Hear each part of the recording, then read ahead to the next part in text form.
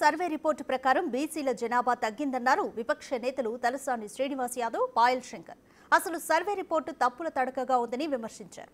అయితే దీనికి సమాధానమిచ్చారు మంత్రి ఉత్తమ్ కుమార్ రెడ్డి. కులగణన అంటే సింపుల్గా మన కులానికి సంబంధించి మన రెసిడెన్షియల్ అడ్రస్ కానివ్వండి, సేమ్ టైం నేను ఉద్యోగం చేస్తున్నావా వ్యాపారం చేస్తున్నావా ఆ అంశాలు సరిపోతాయి. ఇందులో 56 అంశాలు పొందుపరచడం మూలాన కొంత ఇబ్బంది ఉంది. కావాలంటే మీరు పబ్లిక్ డొమైన్లో పెట్టండి, తప్పకుండా ఆ వివరాలు సేకరించవలసినటువంటి అవసరం ఉంది. రేపు భవిష్యత్తులో 96.9 మీరు చేసిండ్రు అంటున్న అధ్యక్ష, రేపు ఈ 3.1% కూడా చేయలేదంటే ఇది మనకు రేపు కోర్టులో కానివ్వండి. రెండోది, భవిష్యత్తులో ఏదైతే పార్లమెంటు సీట్ల సంఖ్య పెరిగినప్పుడు మరి అదేవిధంగా అసెంబ్లీ సీట్ల సంఖ్య పెరిగినప్పుడు కూడా చాలా తేడాలు వచ్చేటువంటి అవకాశం ఉన్నది. రెండోది ఏంటంటే ఇక్కడ 21 లక్షల మంది బీసీలు చనిపోయినారు అనేటువంటి లెక్క ఒకటి కనిపిస్తుంది.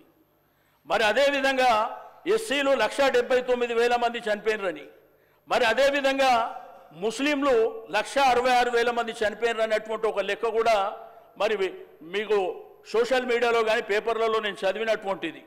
దయచేసి అది క్రాస్ చెక్ చేసుకోవాల్సిందిగా నేను ఈ సందర్భంగా తెలియజేస్తా ఉన్నాను. 2 స్టిక్కర్లు అంటేస్తేనే అధికారుల మీద చర్యలు తీసుకుంటామన్నారు. చాలా సీరియస్ అండి అధ్యక్ష ఇది. 2 స్టిక్కర్లు అంటేస్తే ఎవరు ఆ 2 స్టిక్కర్లు అంటేసిన వాళ్ళ మీద అధికారుల మీద చర్యలు తీసుకుంటాం, వాళ్ళ పేర్లు కూడా చెప్తే మంచిదని చెప్పారు. కానీ 98 లక్షల జనాభా తగ్గించిన వాళ్ళు దాని గురించి చెప్తలేరు. 2 స్టిక్కర్లు వేస్తే మాత్రం వాళ్ళ మీద చర్యలు అంటారు. 98 లక్షల జనాభా తగ్గించారు. 98 లక్షల జనాభా తగ్గించారు. తెలంగాణ రాష్ట్రంలో 1 ఇయర్లో జరిగిన ఎక్సైజ్ భారతదేశంలో ఏ రాష్ట్రంలో జరగలేదు. ఇంత మెటిక్యులస్గా, ఇంత సిస్టమేటిక్గా, ఇంత ఇంక్లూజివ్గా ఎక్కడ జరగలేదని చెప్పి నేను మనం చేస్తున్నాను. అదేవిధంగా శంకర్ గారు తలసాని శ్రీనివాస్ యాదవ్ గారు